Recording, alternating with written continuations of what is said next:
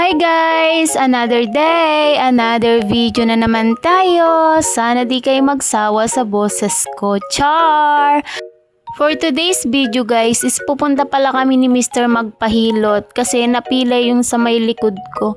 So ayan guys, sa sobrang kalikutan ni baby, ayan, na-outbalance ako. Kaya ayan, napila yung likod ko. Sobrang kirot guys, sumasakit siya kapag ginagalaw ko yung isang kamay ko. Kaya yan guys, pagka uwi pa lang ni Mr. niyaya ko na siya kahit hindi pa siya nakakapagpahinga. Wala kumikirot talaga yung likod ko. Kasi kung ipagpabukas ko pa ipahilot guys, baka mamagana siya, lalong hindi ko siya mahawakan, hindi ko na maalagaan si baby.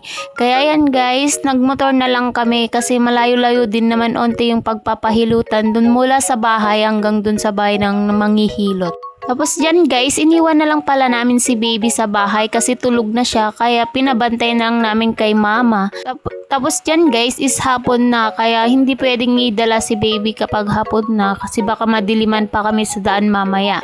So ayan guys, buti na lang sementado na yung daanan dito pero sobrang tirek, mataas yung daanan guys, paakyat.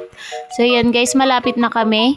Ayan, naglalakad na si Mr. papunta dun sa bahay nila. Huwag nyo nalang pansinin yung damit ni Mr. Sabi ko nga kanina, kakagaling niya lang sa lote, niyaya ko na pumunta magpahilot. Ayan, naglalakad na siya papunta sa may bahay ng manghihilot. Ayan guys, malapit na kami sa may bahay ng manghihilot pero parang wala namang tao. Kaya ayan, tinanong na ni Mr. sa may anak ng manghihilot kung meron yung manghihilot pero sad to say, wala daw po, umalis po siya. Kaya ayan, pauwi na kami ni Mr. Nag-iisip kami kung saan kami magpapahilot guys kasi sobrang kirot talaga ng likod ko, sumasakit na siya.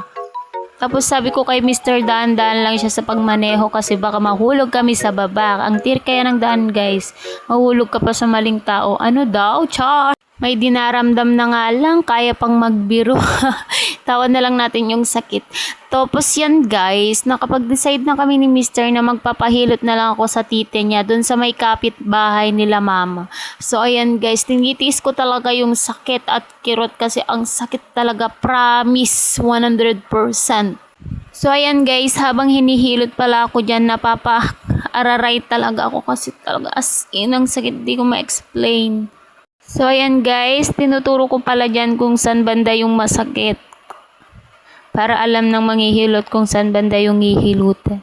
So, kahit papano naman guys, naibsan naman yung sakit na nararamdaman ko nung nahilot na. So, hanggang dito na lang. Thank you for watching. Bye-bye!